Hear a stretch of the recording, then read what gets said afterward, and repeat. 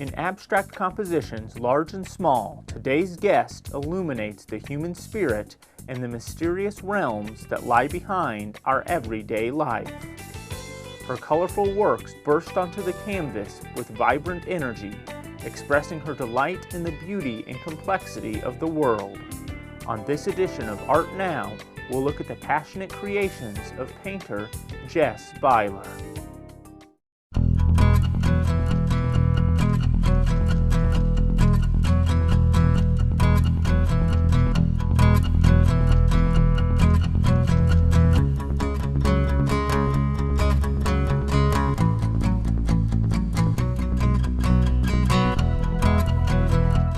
Hi, welcome to Art Now, a program where we talk to artists whose work is part of our community. I'm Pat Salmon, and I'll be your host. Our guest today is painter Jess Beyler. Her formal training includes a BFA from the Maine College of Art and an MFA from the University of Iowa, as well as residencies with the Vermont Studio Center and the Contemporary Artists Center in Massachusetts. Her works have been exhibited in Champaign-Urbana, Chicago, and the Midwest, as well as in Portland, Maine, and New York City. She was selected to be a Champaign-Urbana Mass Transit Artist in 2013, and she was awarded an Illinois Arts Council grant in 2012 and an Urbana Public Arts Commission grant in 2014. Jess, thanks for being with us today. Thanks for having me here. Okay. I'm going to start out with the fact that although you're a visual artist, your work comes out of your experiences with dance and karate. You say that art for you is kind of a bringing together of physicality and spirituality. Tell us a little bit about your dance and martial arts background and how that's reflected in your painting. Okay. Well, I've studied ballet with Tatiana Bechanova, the original ballet Russe, who told me don't be a ballet dancer. She said, I cannot stay correct, she said. So then I studied modern dance at the University of Iowa, kind of at the same time as I was taking painting, and I danced with Chester Walensky, who was pretty known here in town, and with the Jose Limon Company. Yeah. And then I did some dancing with the Ram Island Dance Company in Portland, Maine, who asked me to join that company, and then I had to decide, am I a painter or am I a dancer? And I decided I am a painter. All right. But I think physically more than I think visually. Okay. The work, I just make choices out of how I want it to move more than how I want it to look. Okay. And then the karate came after the dance and surprised me how much I took to that. Yeah. And I found out afterward that it's very common for painting and martial arts to be kind of together in Asia. They're understood to reflect each other. Yeah. And the way the strokes come out has a lot of similarities both in karate and in the paint. And my current style that you see now came when I started to do karate motions with a brush in my hand and see what happens. That makes sense. Great. Okay, you've said that the themes in your paintings reflect a fascination with things we often think of as empty: the sky, the ocean, light, the dreaming mind, and the inarticulate longings of the heart. You've attributed in part to your growing up in the Midwest and even to the location of your studio, which is in the Lincoln Building. You want to say a little bit about that? Well, it's on the top of the Lincoln Building. So I'm downtown, but all I can see is the sky and clouds. Yeah.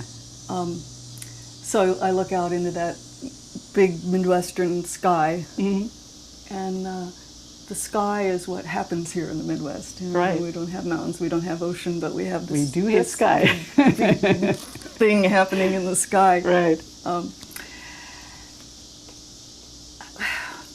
There isn't really emptiness in the sense of nothing.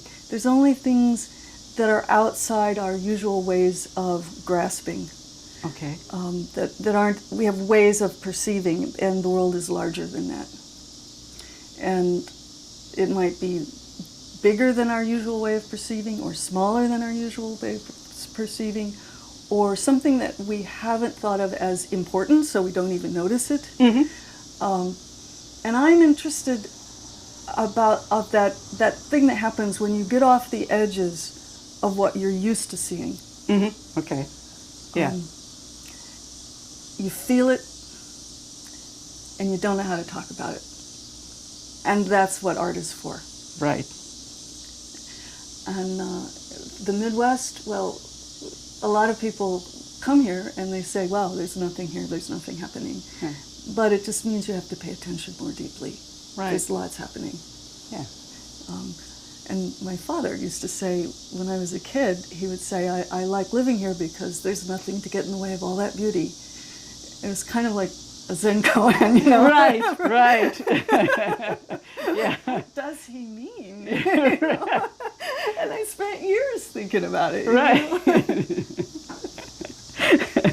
It's a good way to think of it. Well, let's start by looking at some of your paintings. The ones we're going to look at now kind of use mythological or dream images. This first one is Secret Paths of Fire and Water. Anything you'd like to say? I worked on that for 3 years. Wow. These paintings are not as spontaneous as they look. I hear you. Yeah. Okay, this next one is Strange Dream. And that really did come from a dream that I had about those odd deep sea creatures. Okay, yeah, I could see that. And in that dream I was liking them very much. I was like having a communication with them that was both sort of weird to me because they were very weird creatures, but also really wonderful, fascinating, you know, to be able to actually talk with these creatures. Yeah. So that's where that Okay. This is Sunstone Phoenix. The light on that did come from a trip to the city of Phoenix, Arizona. Oh, okay. The colors, and Sunstone comes from a title of an Octavio Paz, a Mexican poet, poem. But I like that it also evokes fire, the phoenix, the mythical phoenix bird. Yeah. This is Year of the Dragon. Which was painted in the Year of the Dragon. Okay. Year of the Dragon. I didn't plan on it being a dragon, but it was after I got that marked down. And that's a really big painting. That was a full body, huge motion. Okay. Painting. About how big would you say this one is? Probably 5 feet by 6 feet, something like that. Okay. This one is Triple Crown. I put it in here before the next one because it's sort of starting to go vertical, which is a little different than the ones we previously saw. Anything you'd like to say about Triple Crown? That was part of the show that I had with the grant for Urbana. Okay. And those were all those vertical paintings, those 7 feet tall and 1 foot wide. So that's actually going to be part of the next ones we're going to look at too. Okay. Okay. There's another image from the same show. This is Escape Velocity. And this was an exhibition you did with an Urbana Public Arts grant, and each of these works is 7 feet tall. That's right. Can you tell us a little bit of what the purpose of the exhibition was, and also what effect you were trying to achieve with the paintings? The purpose of the exhibition? Well, in one way it was to get a space going in downtown Urbana that hadn't been open before for art. Yeah. And to be the first show and to make something worth going to see with that. The idea came from energy leaping up, it crossing a boundary line about where it was supposed to stay and being larger than what was expected. Escape velocity is the speed you have to achieve to get away from the gravity of the Earth. Right. So this idea of the kind of force and energy you have to make a move, to get out of a rut and a habit and go into another sphere of action. Yeah. That's what it's about. Well, I think you achieved it. Okay, these next paintings really, I think, to the spirit. This one's Green Prayer Flag. I've always been interested in mechanical prayer. Yeah. All the prayer objects, wheels, prayer wheels, candles, right, beads, flags, right. all these things that we do because our words aren't enough. Right. And a prayer flag has the words written on, and it flaps them off to the wind and takes them to who knows where, because you don't know where this prayer really needs to go. Right. That's good. And this one is a wing and a prayer. And that was a painting I worked on for a really long time and was never happy with it. And I cut it up into strips and I rearranged it and threw away part of it. And so that kind of a wing and a prayer is sort of, it's not really planned. You're just making it work. You're just managing, and also kind of little glimpses of things. Something happening just off the edge of your perception. Is what I can see that. Okay, many of your works are inspired by nature. For example, every year you say you do one painting for spring when spring comes around. Here are two spring examples. This one is Strange Spring. And that was this year's spring painting. And I had a strange spring, personally. A lot changed. Okay.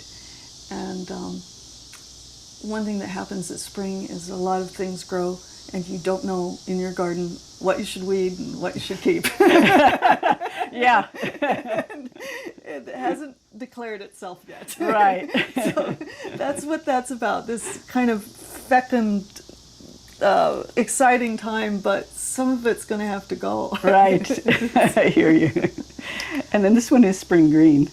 Yes. And that was actually also part of the Escape Velocity series. Oh, okay. So it's a more organic version of that leaping up. Right. Yeah, but a more growing kind of thing. Yeah. Okay, now you lived in Portland, Maine for a while, and the next ones we're going to look at, the ocean is clearly an influence on these. This first one is very large. This is 48 by 96 inches. And I just wondered how you decide on the size of the work when you're first getting started. Or do you? Well, that one I actually did plan. It's in 3 panels, and it has a kind of rhythm to it, and I don't know how to say how I decide on it. It's a felt thing. Okay, sure. Okay, so anyway, this is Ocean Heart. Anything else you wanted to say about that one? Or okay. This is Swimming with the Moon. I really like this one. What would you like to say about that? I think we will just look at that in silence. That's fine. Okay, this is Dream Cloud in the Sea, and this is a smaller one. I think it was 11 by 11, if I'm not mistaken. And it is sort of going off the canvas. You want to say a little bit about that? Yes, I'm really interested in going around the corners of things and how the mark works when it hits an edge. And so often it makes beautiful things on the edges, and I usually just have to get rid of them because I didn't plan for that. Right. So I've started to plan for that. Yeah. I have in my studio some spheres I've painted and some squares, and I'm experimenting with that'd be fun. Three-dimensional thing. All right. And then this one is Nailing a Wave. That has a kind of a joke in it. Okay. Very famous artist who paints dots and gets a lot of money for it. A real lot of money. Like the highest paid artist in the world paints these dots, and that's all that's on the paintings. You can either be angry about it, or you can use the dots. Play with it. You know? It's like, I can do dots too, and I can do them better than you. That's great. I actually really enjoyed them once. Good. Well, now you know why he doesn't. That's great. Yeah, I did like this one. Okay, this next group I think relates more to the human heart. This one is Wings of Desire. Yes. That's a movie by Wim Wenders. Yes. The title. I thought I was going to put marks on there.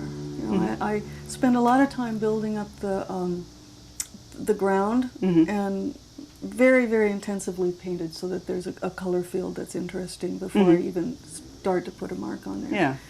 And this one, I liked it empty. Yeah. It felt kind of dangerous to be that. It's kind of vulnerable to not put the mark on there. Yeah. But Yeah. I like it. This one is duende. From what I saw in the dictionary, that's the ability to attract others through personal magnetism and charm. and that is not what I meant. Okay, that's fine. So what did you mean? It's a Spanish word, and it has more to do with passion. Ah, okay. Okay. And I'm curious if that was what the definition That's was. the definition. But, well, you know, that's in an English dictionary. Yeah, So. I think it kind of burning. There's these shapes behind there that are all coiled. Yeah. And a kind of burning intensity that you almost don't know how to contain. Is Okay. what I was thinking about. I got you. Now this is Dirty Hearts 16. This is part of a whole series Yes. that's done in this style, which kind of draws from calligraphy, which is a more Zen approach to art. You want to say a little bit about why you chose this change in style for these? They were compositional sketches, which it turned out to be nice enough to be pieces on their own. Ah, yeah. And they are collages, believe it or not. Ah, okay. Those are cut out and put together Oh, that's wonderful. on, very decidedly, so that I could do a combination of very free gestures and then very analyzed composition. Yeah.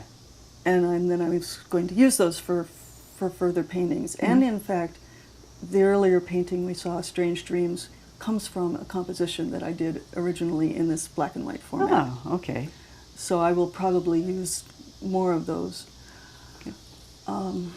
At the red spot too. I think you had said something in your Yeah. that means something. It's a seal, like an old-fashioned letter seal. Mm-hmm.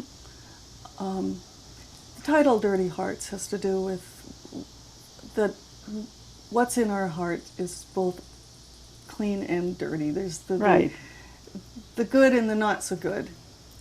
And I'm not sure which one I like better. Sometimes I like the not so good side too. Mm-hmm. And Sure.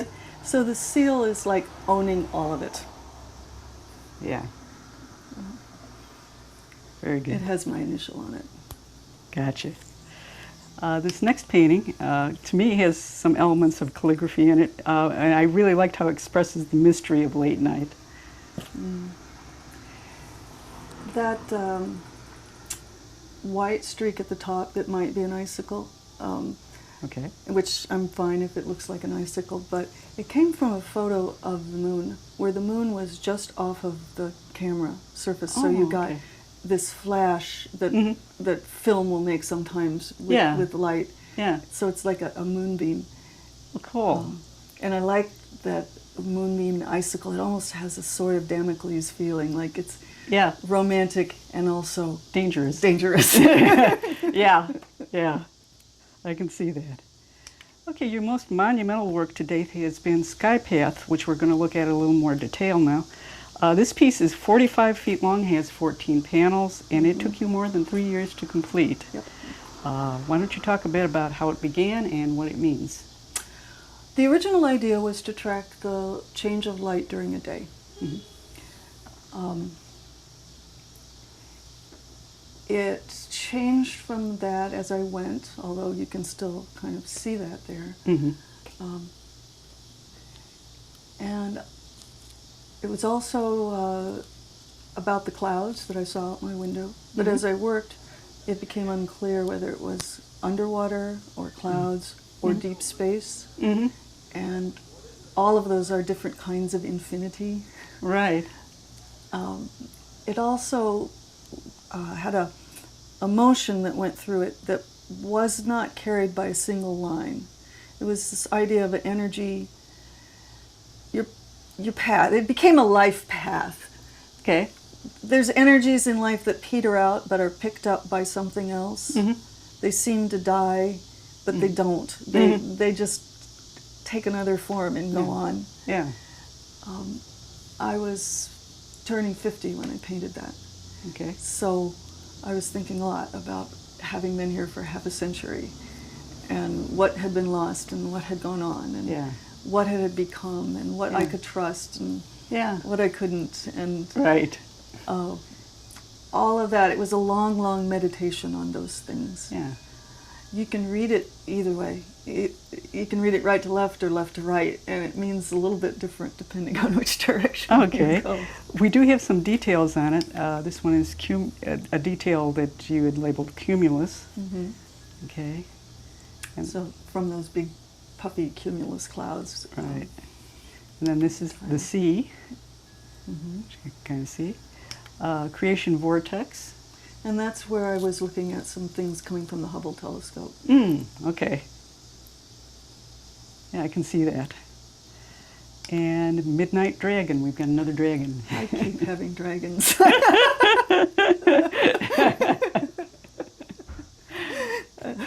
They're all Asian dragons, though. They are. Okay, and then finally we've got two more recent works. This one is Gathering. Mm-hmm. That's a collage. Oh, okay. That is 7 feet by 7 feet, and each one of those strokes are cut out and placed. Oh, wow. And I did that at the Vermont Studio Center. Mm-hmm. And I asked for the largest studio they had. Wow. Because I was really tired of trying to make big paintings in too small a space. I can understand that, yeah. And I managed it, you know. Great. My studio is not 45 feet long. That large painting we just looked at went all the way around the room. Oh, my. But I wanted to be able to back up and see the whole thing at one time. So I asked for the largest studio they had. And they said, usually this intimidates people, and we'll see what you can do with it. And I filled it. All right. Good for you. It's that great. was really fun. Okay. And then this one is particle collisions. And I apologize to all my physics friends. No, that's not what a particle collision looks like.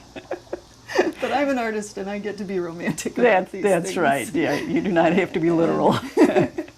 And it's fascinating, the idea of, again, it's the emptiness of that the substance of everything is really actually more space than stuff. Yeah.